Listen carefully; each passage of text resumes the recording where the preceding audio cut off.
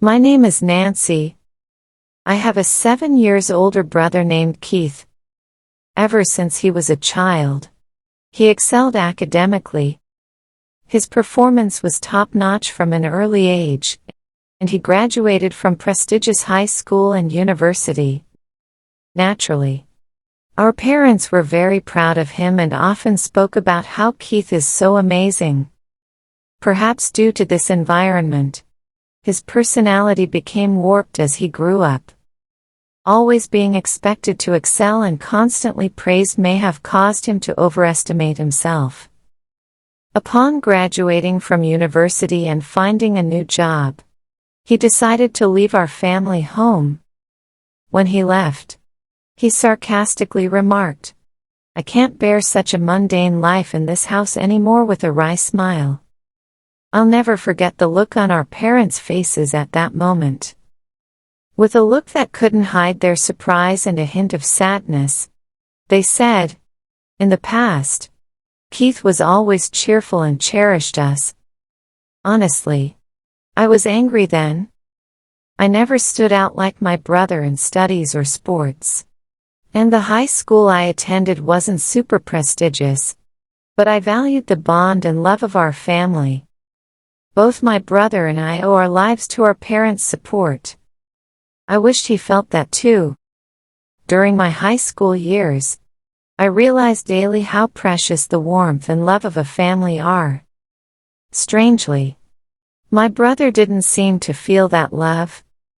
Our parents had watched over us siblings for a long time, pouring endless love onto us, yet my brother seemed to see them as ordinary people, and that weighed on my heart. As a child, my brother was like a hero to me. Seeing him handle everything perfectly made me want to be like him. He used to care about me, play with me, and help me study. However, he changed. By the time I was about to graduate high school, he began to say things like, "Do you really need higher education? And you're wasting your time on such things." Whenever our parents confronted him about his attitude, he retorted, "I became this way because of you." I cried then, but my parents hugged me and said, "Nancy, you've grown into a truly kind-hearted person." Encouraged by their kindness, I managed to get into a national university and secured a job at my dream company. Since my mother had given birth to me relatively late in life, by the time I started working, my parents were almost 60.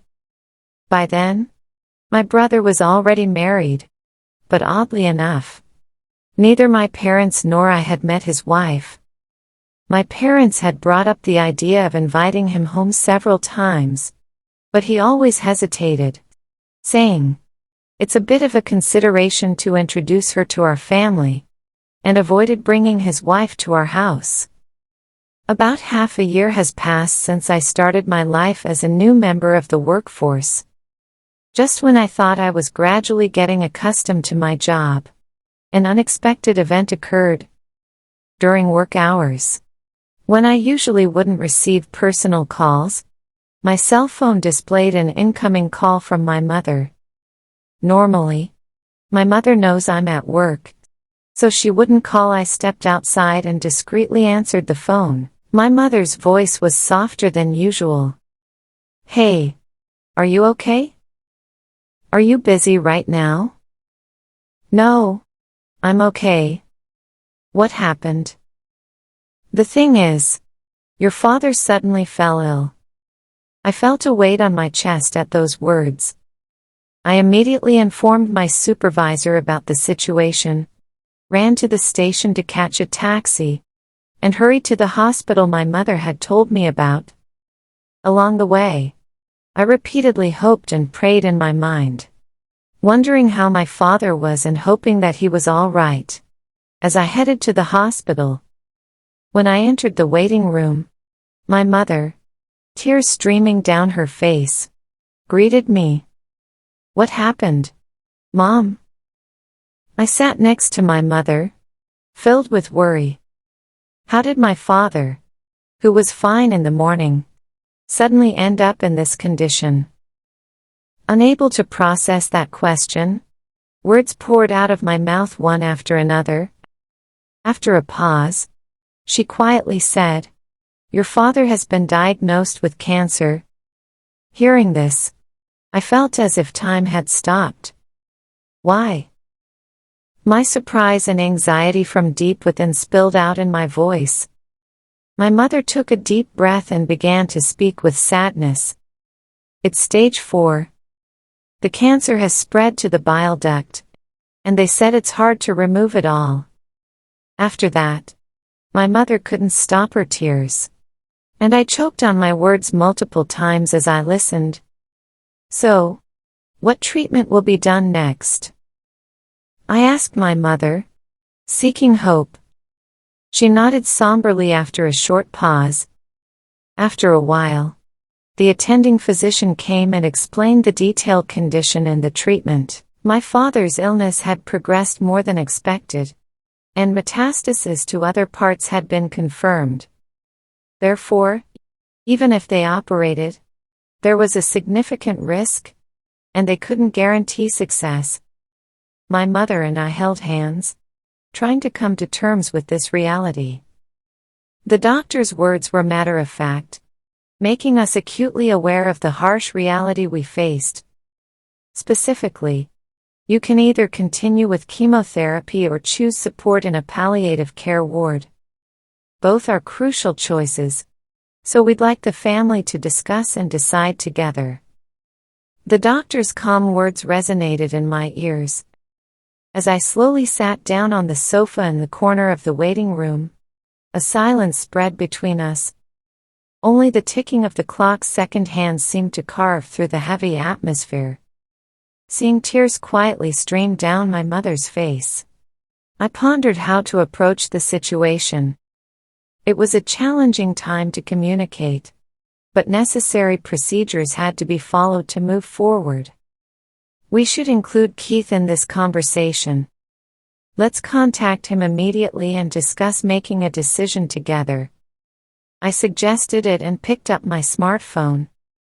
With a wry smile, my mother confided, "Actually, I've already informed Keith, but he hasn't responded."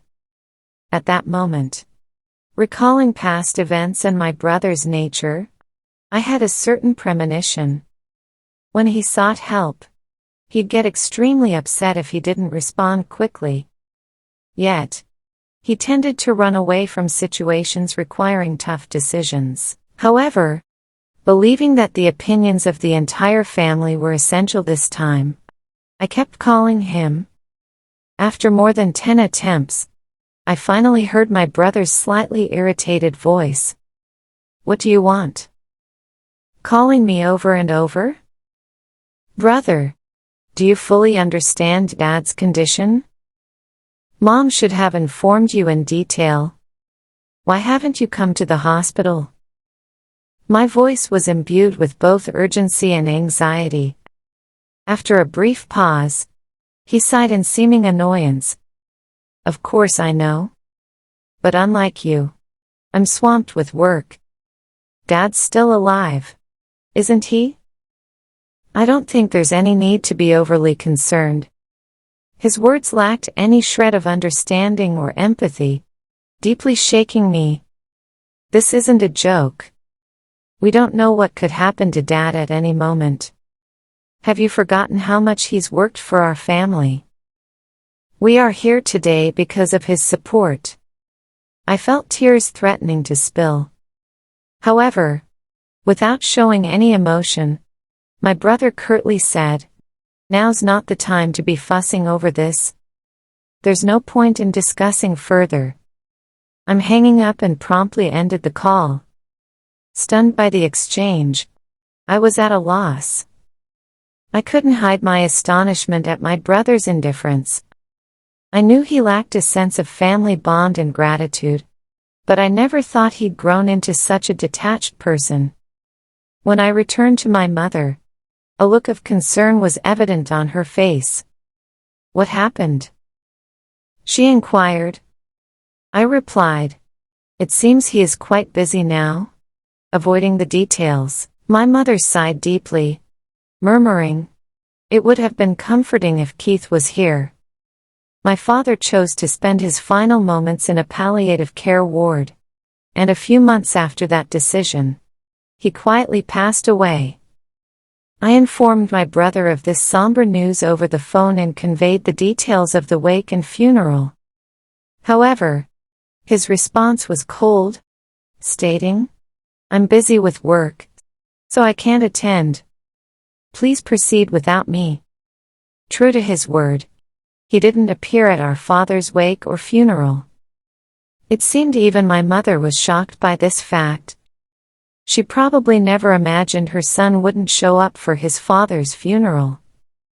Both family and acquaintances expressed their surprise and disappointment at his absence after the funeral. When a moment of quiet settled amongst the family, my mother exhaled deeply, muttering to herself, "He really didn't come." I took her hand and said firmly, "Mom, let's not worry about him anymore. We have to let him walk his path. For now, let's cherish our memories of Dad." My mother tightly squeezed my hand in response. My mother smiled and replied, "Thank you." Unbelievably, the next day, my older brother suddenly appeared at the apartment where we live. When I opened the door, his expression was different from usual. Filled with an urgent restlessness stepping inside, he demanded without any greeting, "Where is the inheritance Father left behind?" Shocked by his demand, I emotionally retorted, "Seriously? Someone who didn't even show up at the funeral, and now you're saying this?" At my words, my brother, visibly irritated, snapped. At my words, my brother, visibly irritated, snapped. "Kids should stay quiet." The atmosphere became instantly tense, but my mother stepped forward, trying to calm the situation. "Apart from this apartment, your father didn't leave much behind," she explained. "There's no way that's true," my brother retorted, barely concealing his anger. Remaining calm, my mother placed my father's passbook on the table for my brother to see. Flipping through it, it became clear that all the savings our father had were transferred to a different account. "What is this all about?" my brother exclaimed in surprise. Mother replied gently, "Your father had instructed you to move all the money to my account earlier. Also, this apartment's name has been changed, and now it's in my name." My brother, taken aback, was at a loss for words. He merely clicked his tongue in frustration and left. As we watched his departing figure, we were once again filled with admiration and gratitude for our father's foresight and his plan to protect the family.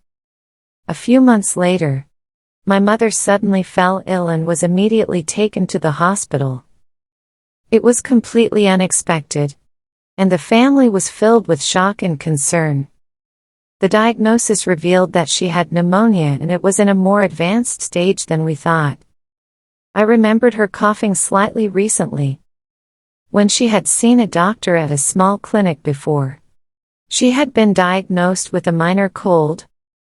We felt relieved at that diagnosis and didn't worry further. However, detailed examinations at a major hospital revealed her condition was much more severe than we thought, and she had only about 3 months to live. Hearing this, I was at a loss for words. I couldn't believe it, especially when she seemed so healthy. As expected, or perhaps tragically, just a few days after the 3-month mark, my mother quietly passed away. The space without her was filled with an indescribable stillness and sorrow. Why didn't I notice sooner? Why didn't I take her to a bigger hospital immediately? Filled with guilt and grief, I shed tears countless times. Even after hearing about my mother's passing, there was no sign of my brother coming to our house. My aunt, my mother's sister, and I handled the arrangements for the wake and the funeral. Understandably. It was a significant shock for my aunt that my brother didn't appear at our mother's last rites, just as he hadn't for our father's. Although my aunt was extremely outraged, I felt that expecting anything or saying anything to my brother was meaningless after recalling his past actions.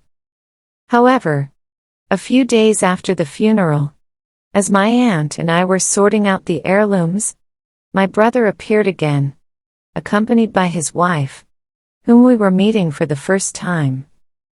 "Where's Mom's inheritance? She must have left something, right?" From the get-go, that's what my brother brought up. I was both shocked and dumbfounded. My aunt, equally stunned, stared at him in disbelief. And the most astonishing thing was that beside my brother stood his wife, my new sister-in-law, who neither met our eyes nor greeted us. She just stood silently next to my brother. Even more shocking was that my brother did not even visit our mother's grave. "Brother, please, at least pay your respects to our parents. At the very least, visit Mom's grave," I said calmly. With a sneering laugh, my brother responded, "Does that even mean anything?" He then quickly followed with, "By the way, how much of Mom's inheritance is left?" In a voice filled with anger, contrasting with her usual warmth, she sternly admonished, "Keith, how can you think of such things at a time like this? Nancy is managing the funeral on behalf of both of you, putting in all her effort. Shouldn't you act with a bit of gratitude, thinking of your parents?" However, my brother completely ignored our aunt's anger, responding dismissively, "Auntie, it's none of your business. Don't interfere." Suddenly, with the demands made by my brother and sister-in-law, the atmosphere in the room became cold and tense. From behind my brother, my smiling sister-in-law said, "Of course. I remember your name, Nancy. Do you plan to keep all of your mother's inheritance for yourself?" "Sorry, but we can't allow that. This apartment is so lovely. I think it's perfect for us." I never imagined that my brother and his wife would say such things. "Why should I have to leave for the sake of both of you?" I asked, my voice quivering. While twirling her finger, my sister-in-law continued, "This apartment has just been renovated, and its location is amazing. It's close to the station and there are plenty of shops. So, we'll be living here." I was at the peak of my anger. "Big brother, all you care about is the inheritance. What are you thinking?" I couldn't hold back and raised my voice. Turning away, my brother let out a heavy sigh. "Such vulgar behavior. Do you think raising your voice solves everything? We'll be back here in 3 days. Have everything ready to move out by then." With those words, their intentions became crystal clear. A mix of my anger and sadness bubbled up, and I couldn't stop my tears from flowing. But this wasn't just a one-time event. I had to think about what to do next. Determined, I wiped my tears. My aunt gently tapped my shoulder and handed me a letter. The delicate handwriting of my mother adorned the envelope's surface. "What's this, Auntie?" I asked, carefully opening the envelope. "Your mother entrusted this to me for a just-in-case scenario.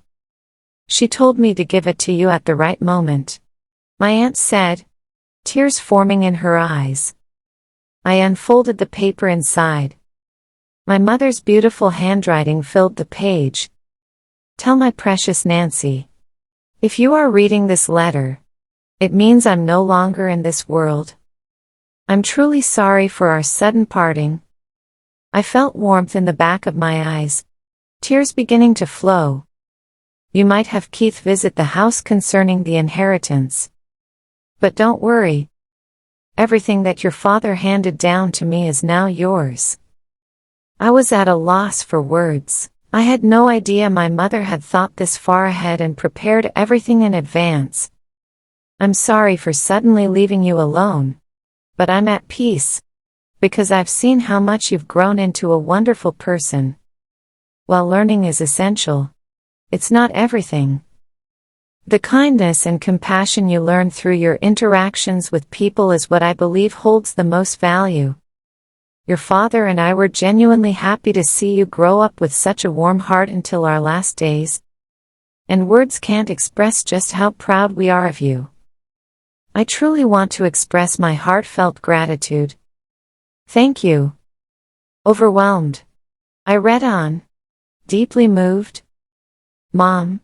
The words before me blurred with my tears, but I was determined to take in every sentiment my mother had conveyed and continued reading. "Actually, after your father passed away, following his wishes, I secretly changed the apartment's ownership to your name. I'm sorry for using your seal without permission, but it was both your father's and my wish. Please don't be angry. Life has its ups and downs. Even when things get tough, we want you to persevere and live your life fully. So, stay strong and find your happiness." The letter ended there. Tears streamed down my face, wetting the paper. My aunt, standing next to me, pressed her eyes and shed tears alongside me. "My sister truly cared about you. In her heart, you were a treasure," my aunt said gently, holding my hand. From the envelope, a bank book in my name emerged. It seemed like something my mother must have secretly made in the past. To my surprise, when I opened a bank book in my name emerged. It seemed like something my mother must have secretly made in the past. To my surprise, when I opened the bank book, a substantial amount was recorded. I felt that this was probably the inheritance from my father that my mother had saved for me. A few days later, my brother and his wife showed up at the house.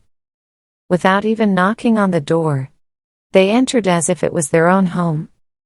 "It's time for you to leave, just as promised, right?" my brother sarcastically said. As I stood still, my sister-in-law became irritated. "Isn't it your duty to leave quickly?" she said, almost as a command. For a moment, I felt overwhelmed by the atmosphere, but I took a deep breath, looked them straight in the eyes, and said calmly, "Actually, this house is now under my name." With that statement, the room's atmosphere became tense. My brother and his wife looked at each other, exclaiming, "What? What kind of joke is this? I am the eldest son. I should inherit the house, right?" my brother said, clearly shaken. Beside him, my sister-in-law stared at me, saying, "This is the first I've heard of this."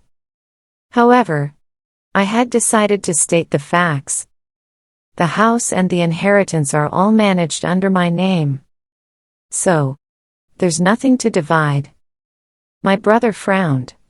"Then hand over half of that inheritance to us." "But this money was left for my future and to ensure that I take care of the house. You always looked down on me. And now you're asking for money. What changed?" I questioned. His face turned red. Surprisingly, my sister-in-law exclaimed, "Wait. What is this? This isn't what we were expecting." From what I gathered, my brother recently faced significant trouble at his job and was subsequently fired. Not only that, but he and his wife were moving from one day job to another, seemingly in a tight spot financially. They probably had high hopes for my mother's inheritance and the house. But with my revelation, their expectations were shattered and they began bickering, placing blame on one another. Watching their childish dispute, I thought, what can possibly be gained from all this? To them, I said calmly, possibly be gained from all this. To them, I said calmly, this is my house now. If you make any unnecessary fuss, I'll call the police. Trembling with anger, they reluctantly accepted my words and left. Since then, I've had no contact with them. I deliberately deleted all their contact details and began a new life in this apartment. This apartment is my treasure, filled with memories of my father and mother. Now I have a loving partner by my side. We plan to build a new family in this apartment. He respects my decision and proposed that we take the first step of our new life here. Our future is bright and I want to pass on the warm love my parents gave me to the children we will have in the future. Our future is bright. And I want to pass on the warm love my parents gave me to the children we will have in the future.